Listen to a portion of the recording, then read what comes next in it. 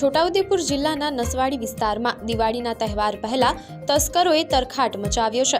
નસવાડીના ભરચક શિવનગર વિસ્તારમાં રાત્રિ દરમિયાન એક ચોરીની મોટી ઘટના સામે આવી છે। નિવૃત્ત સરકારી કર્મચારી રમેશ મોહન રાઠવા તેમના પત્ની સાથે ખેતીના કામ માટે ગામડે ગયા હતા, ત્યારે તસ્કરોએ તેમના બંધ મકાનને નિશાન બનાવ્યું હતું। તસ્કરોએ ઘરના તાળા તોડીને અંદર પ્રવેશ કર્યો હતો અને ઘરની તિજોરીમાંથી સામાન વેરવિખેર કરી નાખ્યો હતો।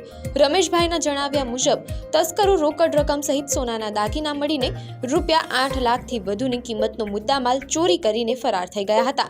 આ ચોરીની જાણ પાડોશી દ્વારા કરવામાં આવતા તેઓ તાત્કાલિક ઘરે પરત ફર્યા હતા અને પોલીસ ફરિયાદ નોંધાવી હતી। દિવાળીના તહેવાર પહેલા જ તસ્કરોએ આ પ્રકારે દિવાળી કરી નાખતા સ્થાનિક ગ્રામજનોમાં ફફડાટ ફેલાયો છે। નસવાડી પોલીસે ગુનો નોંધીને તસ્કરોને ઝડપી પાડવા માટે તપાસ હાથ ધરી છે।